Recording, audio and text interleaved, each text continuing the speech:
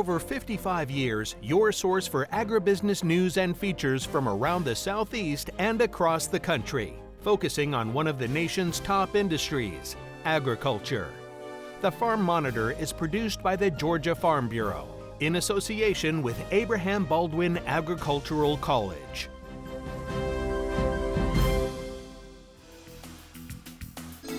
All right, from all of us to all of you, Happy New Year as we close out the first week of 2025. Good to have you with us for our next half hour. We've tweaked the format just a little bit. That's right. Instead of the latest news and features, we're going to show you some of your favorite stories from the past year. We call it the best of YouTube. Example A, groundbreaking research at the University of Georgia. The innovative pumpkin that's changing the way farmers grow their crops. Or how about this one? From city life to Highland cattle farmers. This family's journey is as unique as their beloved herd. The decision that reshaped their farm and brought them closer together. Plus, could a peanut allergy-free future be on the horizon? We'll have the latest on the versatile crop and its global impact. The best of YouTube 2024 starts right now. Growing up on a sheep farm in South Africa, Dr. Cecilia McGregor found a love for genetics early on. Now, as a horticulture professor at UGA, she's leading a team that's creating disease-resistant pumpkins and squash. With that in mind, here now, more about McGregor's journey and her Orange Bulldog pumpkin project. My job here at UGA is to create new varieties of cucurbits. Cucurbits are watermelon, squash, and pumpkins. Cecilia McGregor is a professor of horticulture at the University of Georgia. Yeah, so I'm originally from South Africa. I grew up on a sheep farm in South Africa. And when I went to high school, I had a very good biology teacher. She says her love of genetics blossomed in her high school biology class. When I had to go to university, I decided, well, that's what I want to study. Because she grew up on a farm, she had a passion for animals and spent the majority of her undergraduate program studying animal genetics. But then after I graduated from my undergraduate degree, I started becoming more interested in plants, and then I started studying plant genetics. Now she's part of a team that grows these. So this variety of pumpkin is called Orange Bulldog. Look, it has different shapes. You have this kind of salmon color. You also have the really deep orange color, and they're nice if you want to carve. They are all pollinated by bees. So bees come, they land on one flower and then visit another flower. Also, they have separate male and female flowers. So the bee have to hop on the male flower, get the pollen, then hop on the female flower. While these round gourds aren't the traditional red and black, they were developed by scientists at the University of Georgia. The Orange Bulldog seed was originally obtained in 1996. The cultivar was then developed in 2004, and the seed became available for growers to purchase about 2 years later. It took about 10 years to go from starting the project until something is available for farmers, and that's very common because we need to test the plants over and over, make sure if we tell a farmer, well, this is resistant to a virus, it's really resistant to a virus. And they grow, well, not only in Georgia, but all over the Southeast United States. These dogs are good for carving and eating, but the best part is they've been created to be invincible. And they are resistant to some of the diseases and pests we get in Georgia. So we grow fields like this, we harvest the seed, we process the seed, we clean it and make sure it's all nice and healthy, it has good germination, and then we package it in little packages like this, and then from February until August, the growers can order on a website, just like you kind of do on Amazon. You can order seed and then we ship the seed to you. It's all in an effort to improve the quality of seeds for farmers and ultimately make sure that our world is adequately fed. All the research that is done is really done by teams. It's not, I'm just the person who is standing here today. The person that collected the seed was Jared Kruer. The person that really developed the cultivar was Dr. George Boyan, and now I'm taking it over. So research and science in general is built by teams, and one person stands on the shoulders of another. So yeah, it's really honored to be part of this team at UGA that develop this material, and I hope that I can make a small contribution that in the future will help somebody else and their team to carry this forward. She says there's so many different career paths that involve agriculture. Anything from a lot of computer work, it can be something that is a lot of lab work, working with pipettes and DNA in the lab. It can be out here in the field evaluating materials. So the career in science is huge, and there's opportunities for everybody. There's a lot of behind the scenes lab work, working with DNA, genetics, and genomics to develop plants like the orange bulldog pumpkins that are resistant to disease. If you are interested in this kind of career path, molecular biology is really what you want to study. Well, what began as an unknown venture for the Crawford family has blossomed into a thriving operation, specializing in purebred Scottish Highland cattle. Our John Holcomb with an inside look at Crawford's 00 Farm in McDuffie County. After years of raising horses, the Crawford family made the decision 4 years ago to purchase their first purebred Scottish Highland. Ever since, they've worked tirelessly to expand their herd to what it is now, 25 of these unique cattle. It's a decision that the Crawfords didn't take lightly, but is one they certainly don't regret. Initially, I was drawn to just how amazing they look. They're beautiful cows, but then as I learned more about them, I discovered that they're perfect for families that have less acreage than traditional cattle farms, so maybe 5 to 10 acres. They are very easy keepers. They're actually considered true ruminants, similar to goats. So yes, we do have to feed them hay, and we have to make sure that they have enough grass. However, they'll eat trees, they'll eat vines, so they kind of care for themselves. They're just a hardy breed. And what really spoke to me is their longevity. With Highland cows, they live up until their early 20s, and it's not uncommon for them to reproduce up until that time. Of course, just like with any other livestock, they do come with challenges. The most notable, of course, are their thick coats. But Crawford says that they have adapted well to Georgia's climate, and says they also take measures to make sure they stay comfortable. What we discovered is here near Augusta, during the months of July and August, it became more challenging for them. Like, they didn't really want to eat more during the day, so we ended up installing sprinklers, and that was a game changer. So we have several sprinklers ready to go as soon as it starts warming up, like today. We always make sure they have access to a good water source and that their water troughs are always very clean.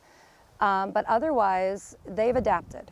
So the girls that we've had here for now 3 or 4 years, their coats do start to thin out. They keep the Dawson and they keep all the hair on their legs, but the coats on their bodies, they actually start to thin out. And so I think they adapt. As much as Crawford says she enjoys their farm and their Scottish Highlands, there's one thing in particular she said she loves most, and that's the fact that their operation is a family one, which, as you can see, is very much the case, as the entire Crawford family works to keep the farm running. It's all hands on deck, as they say. So the children help me with feeding the cows. My daughter, who is 10 years old, she will help me work with the youngest calves, but she also helps me halter train them. She's helped me milk the cows. Any veterinary care that we can do on the farm, we've done together. Moving the cows, we do as a family. There's only 4 of us. When we have farm visits, it's just the 4 of us doing the farm visits. We don't hire anybody to come out and help with stuff. So she does dragging, so does my son, dragging the pasture. This year she's gonna start bush hogging. I mean, the kids are very, very much involved in everything. Reporting in Thompson for the Farm Monitor, I'm John Holcomb. Still to come on our Best of YouTube special, how Ranger Nick got a first-hand education on the ins and outs of the Georgia tobacco industry. But first. Hey, I'm Kenny Borgamy in Tifton. We're talking peanuts, from the allergies all the way to research and development. It's coming up on the Farm Monitor.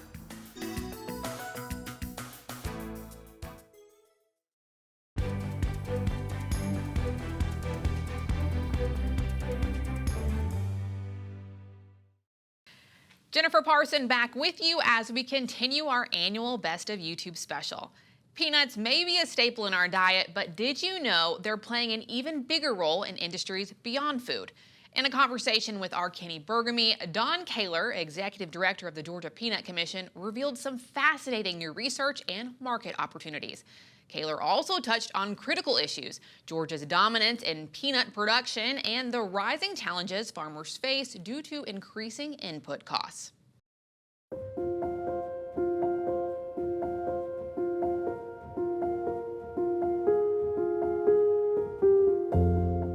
Where are we with research and what's going on? I hear there's all kinds of possibilities for the peanut other than just eating peanuts. You know, we have an interesting situation in the world, but the developed countries of the world have a shrinking population, including the United States. And so with that kind of a situation, we've got to look at other opportunities. We went back and looked at the work that Carver did when he was at Tuskegee. He did about 300 uses for peanuts, and about half of those were non-food use. So we're right now looking at jet fuel and compostable plastics, looking at marine diesel fuel. We're looking at packaging materials that we can do with that. And one of the things that's really exciting is we're doing a poultry feeding project right now. Our total market is about 3.5 million tons of peanuts. The poultry project that we're doing right now has a potential for 1.4 million tons of farmer stock peanuts to be used in feeding broilers and layers. So that would be exciting if we can make this come to pass. A lot of times consumers want to know first and foremost about peanut allergies. I've heard there's a development of peanut that we can avoid those allergies. How close are we that to product on the shelves of stores? So the issue with trying to look at a peanut that's hypoallergenic, certainly we think that we can get it there. The thing that we've got to do is we've got to prove the fact that then that new protein in the peanut doesn't also cause allergy. The more favorable thing right now is that we have an injection now that people can do. We have approved now oral immunotherapy, where you can take and start with a challenge of a low dose of protein, increase that a little bit. I've got a little boy who goes to church with me. He's not little anymore. He's in high school, that went through oral immunotherapy, and his treatment is every day to eat one Reese's peanut butter cup, the little small one, to keep his resistance up to where his body doesn't view peanut as something that's foreign. So a lot of work going on, but a lot of successes there. Here's another consumer related question. Where do our peanuts go? Once they're grown here in Georgia, what happens? So the majority of the peanuts that we grow in Georgia end up in peanut butter.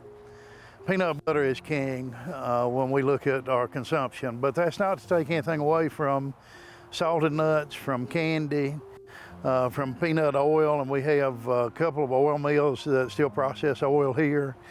So they kind of go in a lot of places. Peanuts are a really, really versatile crop. If you look at all of our peanut butter factories, the closest one that we have, there's one in Fitzgerald, Georgia. There's one in Albany, Georgia. Terra Foods in Albany makes all of the Kroger peanut butter, and then they do a lot of name brand peanut butter as well. But we have now Uncrustables that the Smucker's company is doing, and they can't make enough of them. So that's all good for us.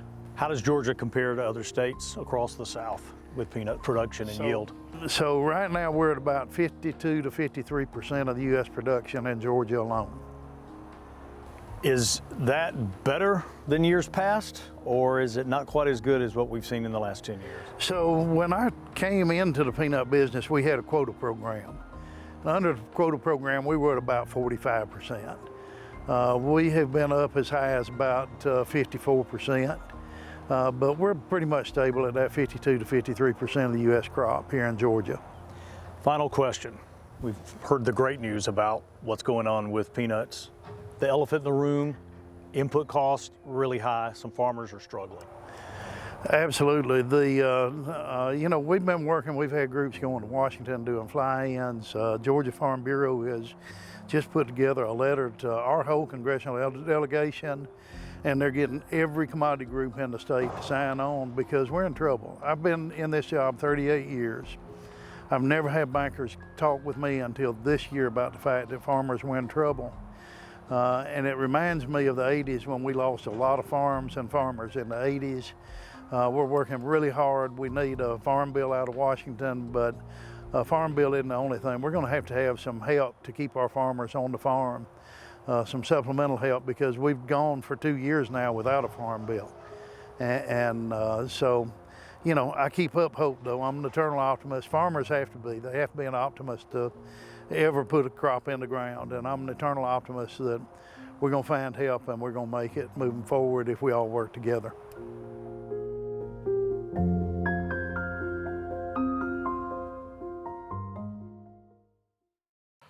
Well, not to sound redundant, especially given the theme of this show, but need we remind you that if you missed any of today's stories or others on the program, you can still see them in their entirety at our YouTube channel, The Farm Monitor. So many good features and information to choose from, and best of all, the archive dates all the way back to 2009. Well, hey everybody, Ranger Nick. Coming up after the break, we're looking at this row of tobacco. Something is wrong in this row. I'm going to describe to you what the problem with this tobacco plant is and what UGA Extension is doing about it after the break.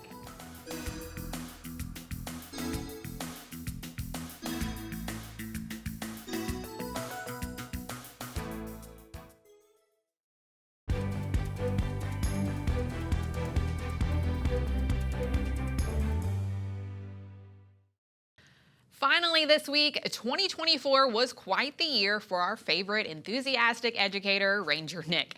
From his unmatched energy to his passion for exploring Georgia's agricultural treasures, Nick had a whirlwind of memorable adventures. Absolutely. He spent time with Georgia's own country music superstar Brantley Gilbert and even got a crash course on one of the state's oldest crops, tobacco. And it wasn't just Ranger Nick who enjoyed the segment. With nearly 600 views and counting, it's clear that you all loved it too. Holding a juvenile Juro spider. Until next time, for the Farm Monitor, I'm Ranger Nick, reminding you, like I always do, that enthusiasm is contagious. Well, you're looking high above a beautiful tobacco field in Willacoochee, Georgia, and I find myself today walking down this row of beautiful tobacco plants, and I stumble upon a friend and colleague, Dr. J. Michael Moore, of all people, to find...